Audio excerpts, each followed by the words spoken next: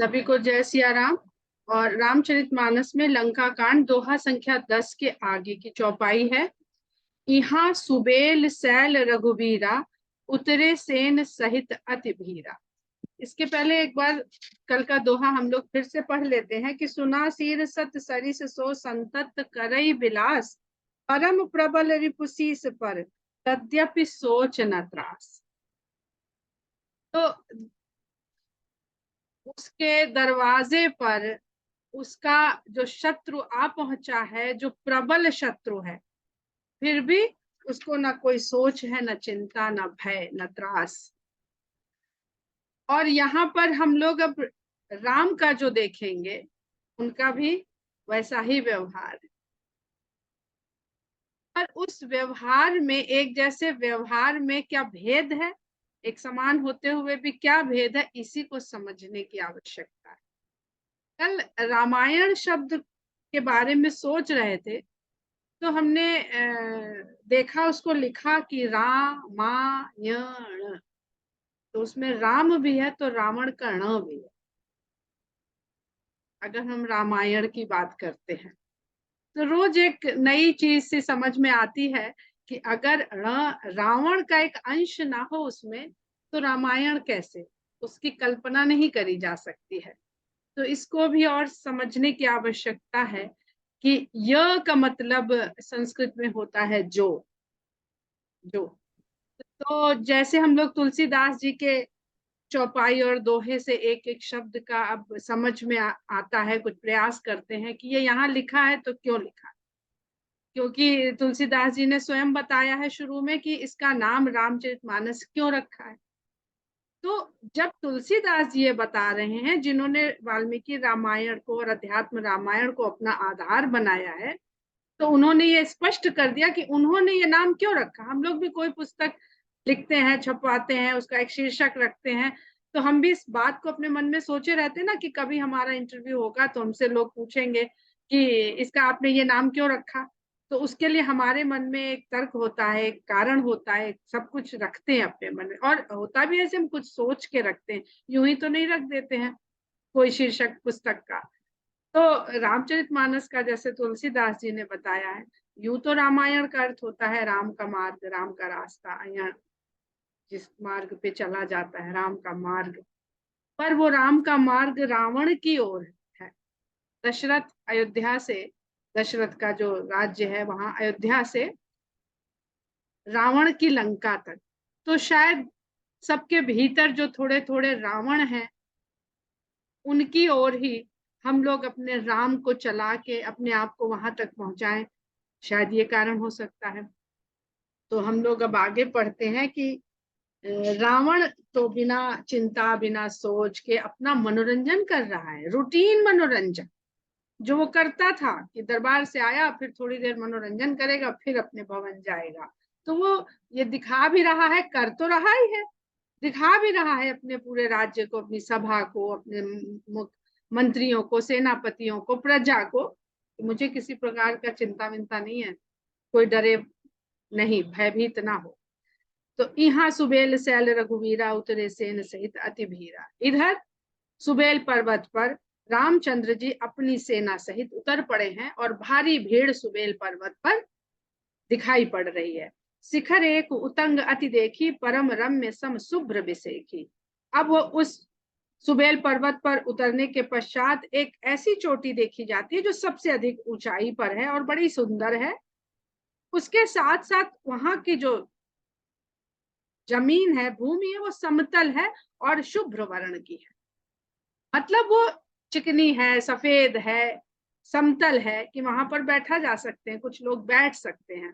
तो तह तरु किसलै सुमन सुहाए, लक्ष्मण रचनी जहां दसाए। वहां पर लक्ष्मण जी ने वृक्ष के कोमल पत्तों और फूलों से रुच रुच कर बनाकर एक आसन अपने हाथ से बनाकर डाला।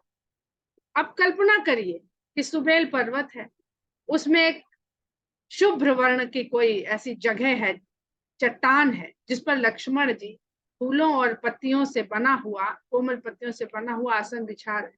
अगर आप राम कथा को या कोई भी कथा या लीला पढ़ते हुए कल्पना नहीं करते हैं, वहां नहीं पहुंचते हैं, तो व्यर्थ है। और यदि आप वहां पहुंचते हैं अपनी कल्पना की दुनिया से, तो आप समझिए आप भी वहां पर सूक्ष्म शरीर के साथ वहां पर मौजूद है। आपर रुचिर मृदुल मृगछाला तही आसन आसीन कृपा। और उस पत्ती और फूलों से बनी हुई आसन के ऊपर फिर लक्ष्मण जी मृगछाला, कोमल मुलायम मृगछाला बिछाते हैं और उस पर कृपालु राम आसीन होते हैं, विराजमान होते हैं। प्रभु कृत शीस कपीस उछंगा बाम दहिन दिशि चाप निशंगा। और भगवान का जो सिर है वो सुग्रीव जी ने अपनी गोद में रख रखा है, उठा हुआ है उनका सिर, और सुग्रीव जी ने अपनी जंघा की गोद में रामचंद्र जी के शीश को रख रखा है, और रामचंद्र जी के बाईं ओर धनुष और दाहिनी ओर तरकश रखा है, अर्थात वो भी एक निश्चिंत अवस्था में है। दूकर कमल सुधारत बाना कह लंकेश मंत्र लगी गाना। और दोनों हाथों से बाण को पकड़ रखा है और उसको सुधार रहे हैं, पकड़े हुए हैं बाण, देख रहे हैं उसकी धार, देख रहे हैं, ये देख रहे हैं कौन सा बाण है। और उनके कान के पास झुके हुए विभीषण कुछ मंत्रणा कर रहे हैं, सलाह मशविरा कर रहे हैं। बड़ भागी अंगद हनुमाना चरण कमल चापत विधि नाना।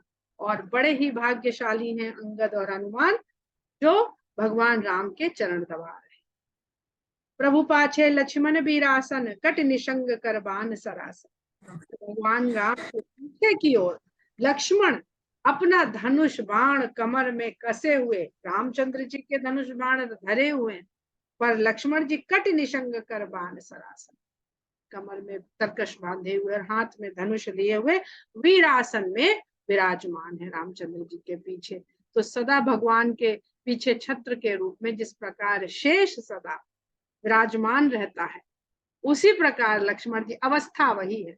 वैसे ही देखते जैसे विष्णु भगवान लेटते हैं, वहां लक्ष्मी जी चरण चाप रही हैं, यहाँ अंगद और हनुमान चरण चाप रहे हैं। जैसे शेषनाग की शैया पर उनका सिर हल्का सा उठा रहता है, वैसे ही सुग्रीव की गोद में उनका सिर हल्का सा उठा हुआ है, और ग्रीवा के पश्चात ही शीश आता है जो शेषनाग का शीश होता है। तो पूरी वही छवि यहाँ पर भगवान राम की सुशोभित है, जो क्षीर सागर में तो विष्णु भगवान का स्वरूप अपने कल्पना में पढ़ के इस तरह से बनाते हैं। एहि विधि कृपा रूप गुण धाम राम आसीन धन्य ते नर एहि ध्यान जे रहत सदा। अगर हम इस रूप की कल्पना नहीं करते तो ये रूप हमारे ध्यान में नहीं आता, अगर ध्यान में नहीं आता तो हम इसमें लीन कैसे पाते। तो यही लाभ होता है। कहते हैं कि जो कल्पना नहीं कर सकता है वो रचनाकार नहीं हो सकता है, असंभव है। और जो कल्पना नहीं कर सकता है वो आस्तिक नहीं हो सकता है। आस्तिक होने के लिए, आस्था के लिए कल्पना अति आवश्यक।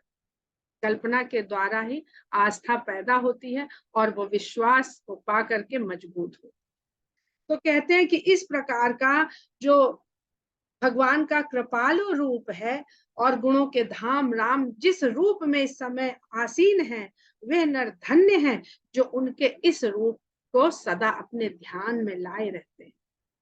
पूरब दिशा बिलो की प्रभु देखा उदित मयंक कहत सब ही देखा शशि मृगपति सरिस असन। अब आए तो है युद्ध करने, रावण के यहाँ पहुंच करके लंका में खेमा भी डाल दिया है, सीता जी को छुड़ाना भी है, पर भाव देखिए पूरब दिशा की ओर भगवान देख रहे हैं, चंद्रमा उदय हो रहा है, तो कहते हैं सबके साथ कहते हैं उस चंद्रमा को उदित होते हुए देख करके मृगपति सरिस असन, कि देखो तो चंद्रमा को कैसा सिंह के समान निडर है। अब इसका भाव आगे सुनिए, बहुत सुंदर भाव है कि पूरब दिश गिर गुहा निवासी परम प्रताप तेज बल राशि। पूर्व दिशा में जो अंधकार रूपी पर्वत की गुफा है, ये वहां पर रहने वाला परम प्रताप तेज बल राशि, इसका प्रताप तेज बल सबकी राशि है, और ये अंधकार रूपी गुफा में निवास करता है। जो आकाश में अंधकार रूपी पर्वत है उसमें जो गुफा है उसका निवासी है। मत्त नाग तम कुंभ बिदारी शशि केसरी गगन बनचारी। और जो अंधकार में अज्ञान रूपी हाथी है जो विचरण करता है अज्ञान के रूप में, उसके अंधकार को विदीर्ण कर देता है ये उदय होने के साथ ही। और जैसे वन में सिंह, बहुत सारे हाथी हो पर एक सिंह होता है वन में। आजकल मेरी बेटी साउथ अफ्रीका में वाइल्ड लाइफ भ्रमण कर रही है, अपना कर रही है, वहां पे कुछ प्रोजेक्ट कर रही है, तो रोज बता रही है कि हाथियों से घिरे हुए, हाथी बहुत, चारों तरफ हाथी, परिवार है, छोटे बच्चे भी हैं, चारों तरफ हाथी, जिस दिशा में देखो हाथी हाथी, पर शेर अभी तक देखने को नहीं मिला। तो हाथी बहुत होते हैं वन में। हाथी को अंधकार का, अज्ञान का प्रतीक माना जा रहा है। तो सिंह जो अकेला होता है, ज्योति का एक पुंज अपने आप में अंधकार को दूर करने के लिए पर्याप्त होता है। तो कह रहे शशि केसरी गगन बनचारी, यह चंद्रमा सिंह के रूप में इस गगन में, आकाश में विचरण कर रहा है। बिथुरे नभ मुक्ता हलतारा निस सुंदरी केर सिंगारा। और अगर ये निशा रूपी सुंदरी है तो चंद्रमा के उदय होने से वो अंधकार विदीर्ण हो जाता है, और जो तारा है वो मोतियों के रूप में इस प्रकार बिखरे हुए हैं जैसे निशा सुंदरी का श्रृंगार करने आए हुए। कह प्रभु शशि बहु मेचक ताई, कहु काह निज निज मति भाई। अब बात कुछ नहीं हो रही है कि कल का युद्ध कैसे लड़ा जाएगा। विभीषण जी कुछ मंत्रणा कर रहे हैं, हनुमान जी काफी खोजबीन करके और काफी उनकी चौकियां नष्ट करके, कुछ नष्ट कर दी हैं, कुछ का पता लगाए आए हैं, घूम घूम के दौड़ दौड़ के पूरी रेकी करके आए हैं। वो बात नहीं हो रही है।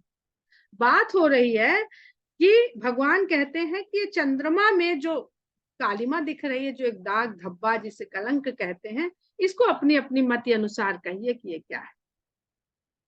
बहुत सुंदर प्रसंग है, किस प्रकार व्यक्ति, रावण कहाँ निशंक होके बैठा है, भोग विलास में। राम कहाँ पर निशंक होके बैठे हैं, प्रकृति के सानिध्य।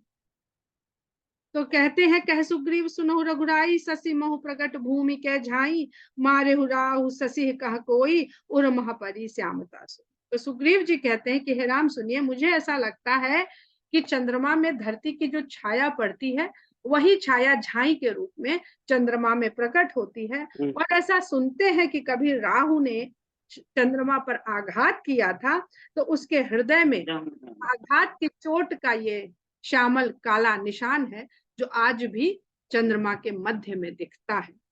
को कह जब विधिरति मुख कीन्हा, चार भाग शशि कर हरि लीना। कोई कहता है कि जब ब्रह्मा जी ने कामदेव की स्त्री रति का मुख बनाया, तो उस मुख को सुंदरता प्रदान करने के लिए थोड़ा भाग चंद्रमा में से निकाल लिया, सार भाग शशि कर हरि लीना। उसका कुछ तत्व, कुछ सार, वहां से सार तो निकाल ही लिया, चंद्रमा में बचा क्या। तो सार निकाल करके ब्रह्मा जी ने रति के मुख का निर्माण किया। छिद्र सो प्रकट इंदु उर्माही, वो जहां से चंद्रमा का सौंदर्य रूपी सार ब्रह्मा जी ने निकाल लिया, वही छिद्र के रूप में चंद्रमा में शेष खाली स्थान रह गया। तही मग देखिए नभ परिछाही, तो खाली स्थान हो गया। तो वहां पे आकाश तो भी आपने बताया है कि काला है, अंधकार है, गुफा की तरह है जहां कोई प्रकाश नहीं है, उसी की छाया उस खाली स्थान में पड़ रही, वरना तो चंद्रमा पूर्ण रूपेण उज्जवल और चमकदार होता। तो अब यहाँ पर अगर हम लोग समझें तो जीव जो है वो प्रकाशवान होते हुए भी उस पर किस प्रकार से अज्ञानता की छाया उसको कभी ना कभी पड़ती रहती है, प्रभावित करती रहती है। और पूरे चंद्रमा, जब पूर्ण चंद्रमा होता है तभी वो अधिक दिखती है। तो पूर्णता के साथ ही उसमें जो अज्ञानता का भाव जीव के भीतर रहता है, जो प्रकृति जन्य है, उसकी यहाँ पर थोड़ी बहुत चर्चा अपने अपने हिसाब से सब लोग कर रहे हैं। प्रभु कहे गरल बंधु शशिकेरा, अति प्रिय निज उर दीन बसेरा। अब रामचंद्र जी क्या कह रहे हैं, अब क्या क्या कह रहे हैं, या आप लोग समझिएगा कि वो ये क्यों कह रहे हैं। कहते हैं कि मुझे तो लगता है कि चंद्रमा का जो भाई है वो विष है। अपने भाई की बात कर रहे हैं, उनके साथ भी उनका भाई है इस समय में। तो चंद्रमा का भाई विष है, और वो विष भाई होने के कारण उनको अति प्यारा है। इसलिए उस विष रूपी भाई को उसने अपने हृदय में बसा लिया, इसलिए वो वहां पर उज्ज्वलता के साथ श्यामलता दिखाई पड़े। रामचंद्र जी का सामने, लक्ष्मण जी गोरे। वही जिस पुस्तक का हमने जिक्र किया है कि श्यामल काया गोरी छाया,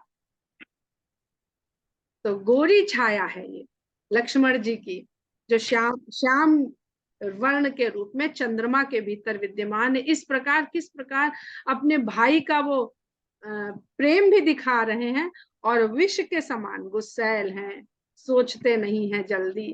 तो ये सब जो उनके थोड़े बहुत अवगुण हैं, उनको भी कह दे रहे हैं कि कोई ये ना समझे कि हमारे भाई हैं तो ये सब हर समय बड़ाई ही करें। विष समान है तो भी उसको हृदय में बसा रखा है। और विभीषण जो विवेकशील भाई है, उसको रावण ने हृदय तो क्या, अपने राज्य तक से निष्कासित कर रखा। तो ये नीति भी, नीतिगत बात भी कर रहे हैं। कहते हैं ना, बात कोई साधारण ढंग से कहता है, पर हर आदमी अपने अपने हिसाब से उस बात को अपने ऊपर लेता है। हम और संजना अभी 2-3 दिन पहले जब बात कर रहे थे, तो यही बात कर रहे थे कि हम बात करते, हम सोचते भी नहीं कि ये किसको कैसी लगेगी जाके, पर वो हर आदमी अपने दर्पण और अपने मन भाव स्थिति के हिसाब से उसको ग्रहण करता है। तो भगवान कहे तो भाई की बात कर रहे हैं, ये लक्ष्मण जी के लिए भी कही जा सकती है, समझी जा सकती है, और विभीषण के लिए भी समझी जा सकती है। समुद्र मंथन से चंद्रमा और विष दोनों की उत्पत्ति हुई थी, जब 14 रत्न निकले थे। इस रिश्ते से चंद्रमा और विष भाई भाई, और उसके भीतर अमृत भी है, क्योंकि समुद्र से अमृत भी निकला था। तो हम लोग हर जगह रामचरितमानस में चंद्रमा की किरणों के द्वारा अमृत की वर्षा कही जाती है। तो अमृत तो है उसमें, पर उसमें साथ में विष भी।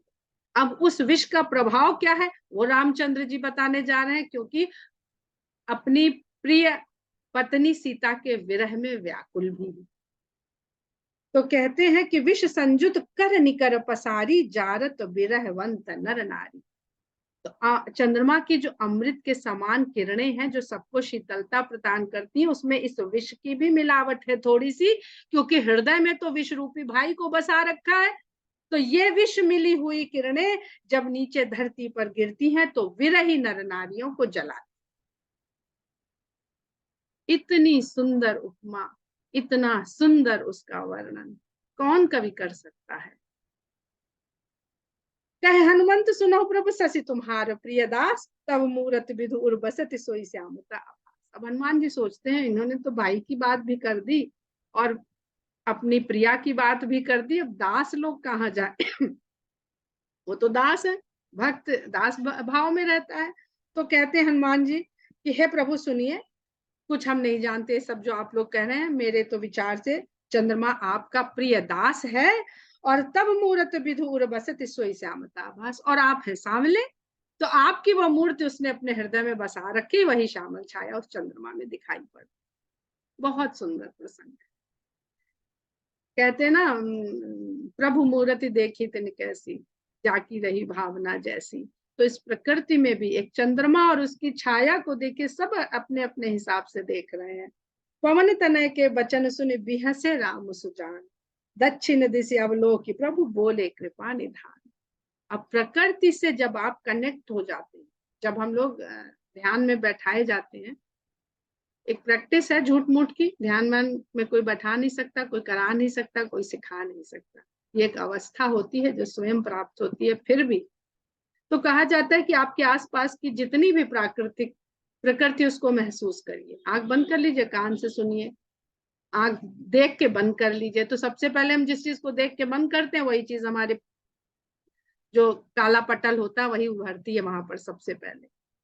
जब आप इन चीजों से कनेक्ट हो लेते हैं अच्छी तरह से, तब आप स्वयं से अगले स्टेप में कनेक्ट हो पाते हैं। तो रामचंद्र जी ने प्रकृति से पहले सबको जोड़ दिया, जागरूक कर दिया, चैतन्य कर दिया। फिर हंस देते हैं कि अब ये ज्यादा प्रशंसा की ओर मुड़ जाएगी बात, तो हंस करके विषय बदल देते हैं। कभी अब एक के बाद एक सब शुरू हो जाएंगे, तो विषय बदल देते हैं और दक्षिण दिशा की ओर देखने लगते हैं, पूरब से नजर हटा लेते हैं, और कृपा के निधान भगवान दक्षिण दिशा की ओर देख करके कहते हैं, देखो विभीषण दक्षिण आशा, तुरंत बात पलट दी। घन घमंड दामिनी बिलासा, दक्षिण की ओर देखो विभीषण, ये क्या दिखाई दे रहा है? ऐसा लग रहा है कि बादल गरज रहे हैं और उसमें बिजली चमक रही है। मधुर मधुर गरजई घनघोरा, होई वृष्टि जन उपल कठोरा। और बादलों के गरजने की आवाज लगातार आ रही है और मधुर मधुर आ रही है।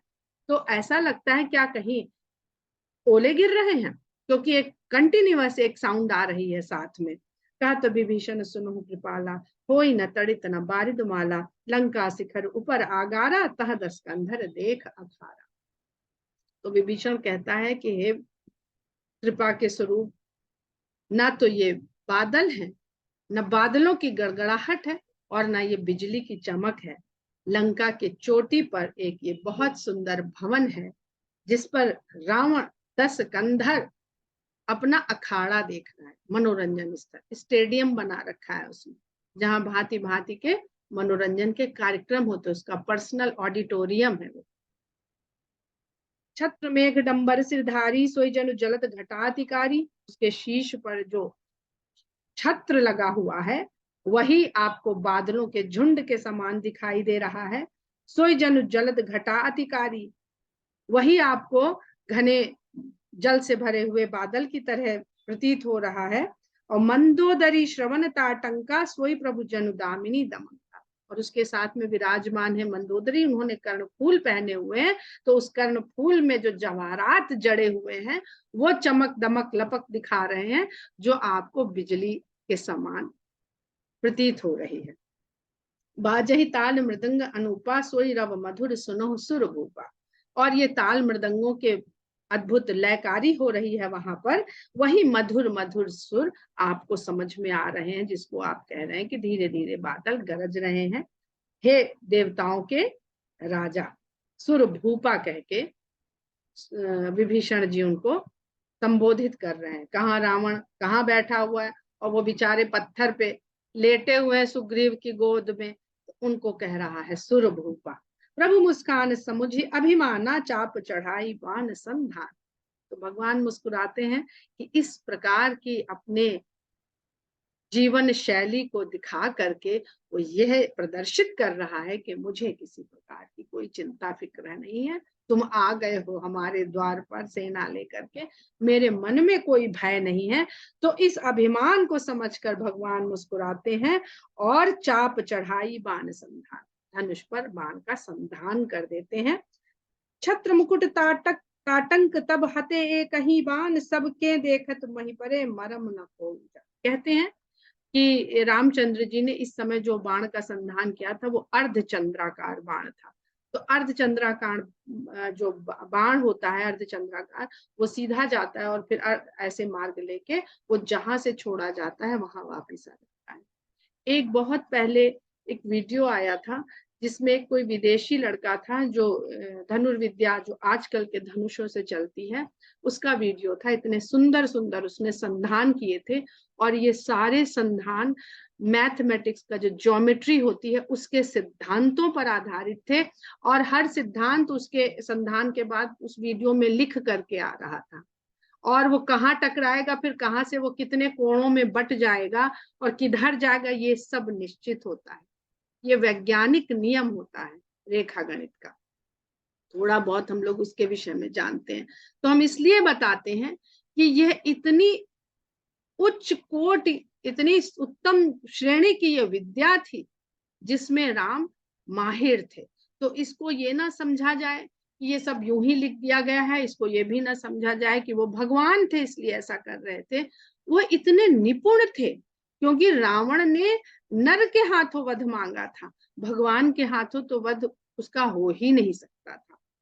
तो प्रभु मुस्कान समुझी अभिमाना, चाप चढ़ाई बाण संधाना, छत्र मुकुट ताटंग तब हते एक ही बाण। एक ही बाण से छत्र, उसके मुकुट और मंदोदरी के कर्णफूल, ये सब हताहत हो गए, और सबके देखते ही देखते वो धरती पर गिर पड़े। कोई जान नहीं पाया, क्योंकि यह बाण बिना शब्द के अदृश्य रूप से गया था, जिसको कहते हैं भगवान की लाठी में आवाज नहीं होती, तो दिखती नहीं है। तो सांसारिक रूप से इसको हम लोग भी महसूस करते हैं। और अभी जो परिस्थिति के रूप में है, वो इस प्रकार का उन्होंने एक बाण छोड़ा था। अस कौतुक करी राम सर प्रबिसेउ आई निशंग, ऐसा खेल करके राम का वह बाण आया और उनके तरकश में फिर से प्रवेश कर गया। रावण सभा सशंक सब देख महारस भंग, जो इस प्रकार का मनोरंजन हो रहा था उस रस में भंग पड़ते हुए देख करके रावण की सारी सभा सशंकित हो गई। कंप न भूमि न मरुत विसेखा, अस्त्र शस्त्र कछु नयन न देखा, ना तो धरती कापी भूकंप आया और ना कोई विशेष आंधी आई कि बहुत जोर का आंधी चल गई हो, बहुत तेज हवा चल गई हो, और कोई अस्त्र शस्त्र भी कुछ भी आंखों ने तो देख नहीं पाया। सोच ही सबने हृदय मंझारी, असगुन भयउ भयंकर भारी। सब मन ही मन में सोच रहे हैं कि ये तो बड़ा भारी अपशकुन हो गया है। शत्रु सेना के आते ही, हमारे सीमा में पहुंचते ही राजा का हमारे मुकुट, रानी का हमारे कर्णफूल और छत्र, अर्थात वो यही तो दिखा रहा है कि ये राजकाज छत्र ताज सब भूमि भूसरित होने वाला है। दसमुख दे की सभा भय पाई, बिहसी बचन कहे जुगुति बनाई। अब रावण ने देखा कि उसकी सभा में तो भय व्याप्त हो गया है, तो बड़ी युक्ति से हंस करके राजा वो बढ़िया है रावण, अपने लोगों के बीच में कॉन्फिडेंस को कैसे बनाए रखना है, इसीलिए कहते हैं वो विद्वान है। तो ये बात बढ़िया से जानता है, तो युक्ति पूर्वक वचन कहता है, सिरौ गिरे संतत शुभ जाहि, मुकुट परे कस असगुन ताहि। जिसके शीश गिरने से भी लगातार शुभ शकुन होता है, क्योंकि शंकर जी पे शीश चढ़ा चुका है, उसके मुकुट गिरने से भयभीत होते हो। मैं तो शीश कटवा के भी सब बढ़िया ही जीतता हुआ चला आया हूँ, क्योंकि चाहे जितने शीश कटेंगे मेरा तो शीश मुझे मिलता रहेगा, तो मुकुट गिरने की क्या बात है। शयन करहु निज निज गृह जाई, गौने भवन सकल सिर नाई। जाओ अपने अपने घर जाके सब सो जाओ आराम से। ऐसा जब उसने कहा तो सब उसको शीश नवा करके चल। पर जितने विद्वान लोग थे वहां पर, जो उसके सामने बोल नहीं सकते थे, जिसमें माल्यवान, विभीषण, प्रहस्ती, ये तीन ही नहीं थे, अनेक लोग ऐसे थे। वो इस अपशकुन को समझ रहे थे, मान भी रहे थे, पर उसके अभिमान के आगे कुछ कह नहीं पा रहे थे। जब हम प्रकृति के साथ इस प्रकार, उसको बहुत लोगों ने समझाया है कि जब से सीता आई है तभी से क्यों अपशकुन हो रहे हैं हमारे। जब हम शक्ति का अपमान करते हैं, शक्ति का हम भोग करना चाहते हैं, तो प्रकृति हमें इस प्रकार के अपशकुन दिखा दिखाकर हमको सचेत सजग करने की कोशिश करती है। और हमारा अहंकार, हमारा स्वार्थ, हमारी लालच हमें उन प्राकृतिक अपशकुनों के तरफ हमारा ध्यान जाने नहीं देता। हम अपनी ही जीवन शैली को बनाए हुए वैसे ही चलते रहते हैं।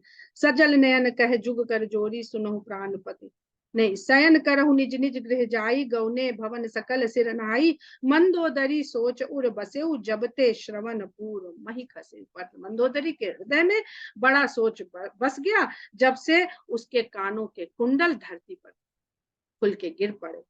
सजल नयन कहे जुग कर जोरी, आंखों में जल भरकर और दोनों हाथ जोड़ करके कहती है, सुनो प्राणपति विनती में। कंत राम विरोध परिहरहु, जान मनुज जन हठ मन धर। हे स्वामी, राम का विरोध त्याग दीजिए, उनको मनुष्य जान करके जो आपने मन में हठ ठान लिया है उसको छोड़ दीजिए। विश्वरूप रघुवंश मनि करहु बचन विश्वास, लोक कल्पना वेद कर अंग अंग प्रतिजास। ये राम साधारण मनुष्य नहीं है, ये जिनका रूप ही विश्व है पूरा, जो विश्व रूप में स्वयं भगवान है, ये स्वयं वही है। आप मेरा विश्वास कीजिए।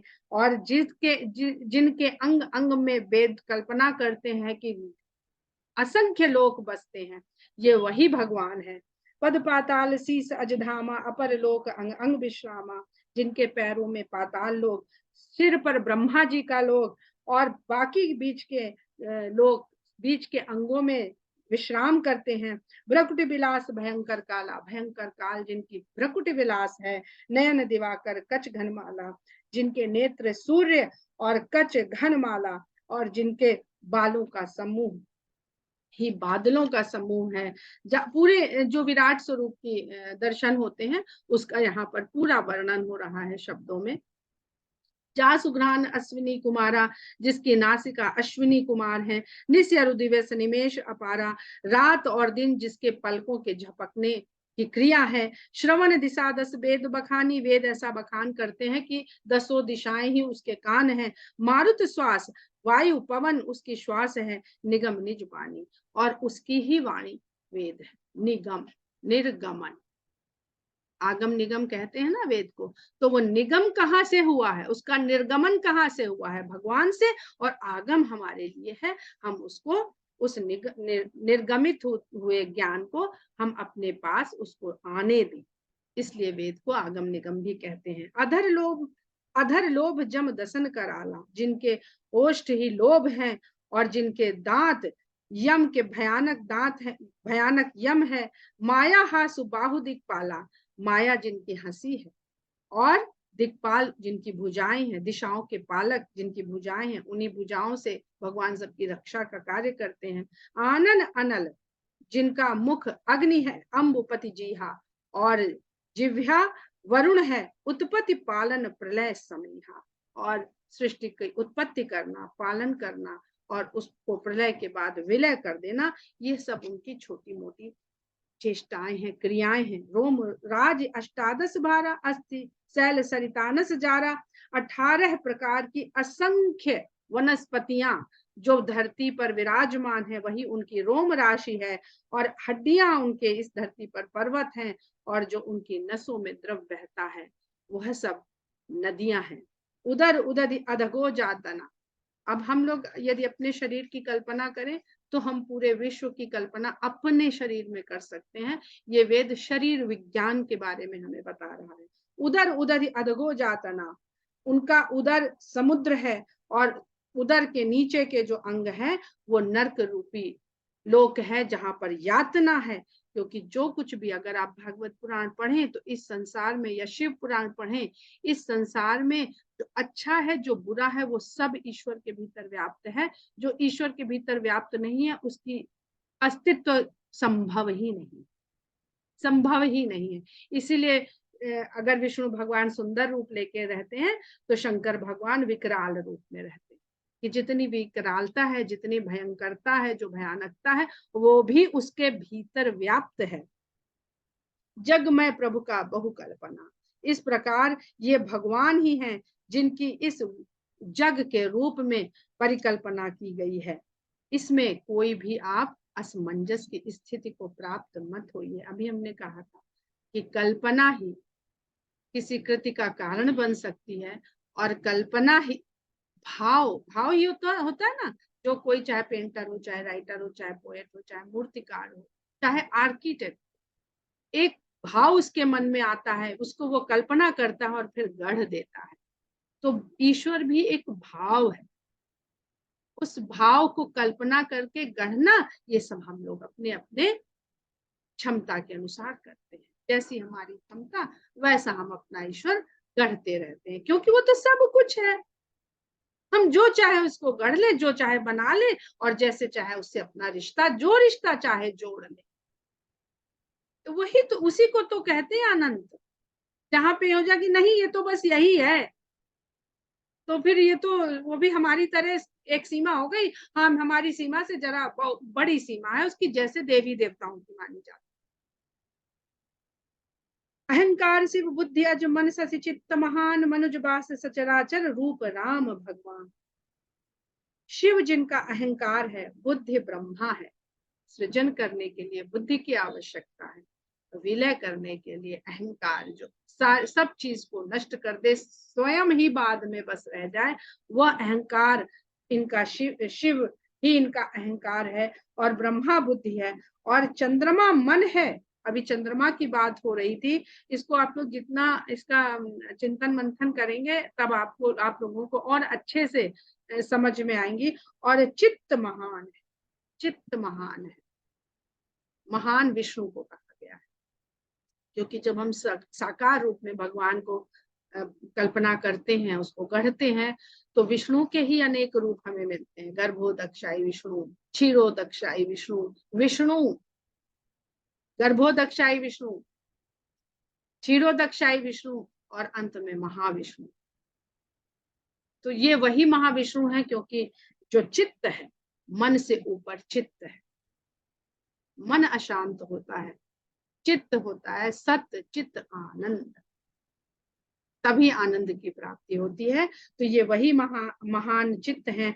मनुज बास सचराचर रूप राम भगवान, उन्हीं चराचर रूप भगवान श्री राम के रूप में उसी ने यहाँ पर वास किया है, इनके मनुष्य रूप में। अस विचार सुन प्राणपति प्रभु सन बैरु बिहाई, ऐसा विचार करके हे प्राणपति भगवान के साथ बैर त्याग दीजिए। प्रीति करहु रघुवीर पद मम अहिबात न जाई, हे स्वामी राम से प्रीत कर लीजिए जिससे मेरा सुहाग बना। अब मंदोदरी है, रावण की पत्नी है, रावण विद्वान है, वेदों का ज्ञाता है, तो निश्चय ही पत्नी मूर्ख नहीं होगी। अनेक रानियों के साथ उसका संबंध रहा है, अनेक भोग्या उसके उसमें रही है महल में, पर मंदोदरी का स्थान मंदोदरी का ही रहा है। तो कुछ तो क्वालिटी मंदोदरी में होगी जो उसके समकक्ष सदा बनी रही, और ये मंदोदरी का ज्ञान है। पर रावण तो उसी दिन इस सब बात को समझ गया था जिस दिन शूर्पणखा ने आकर के उसे सारी बात बताई थी।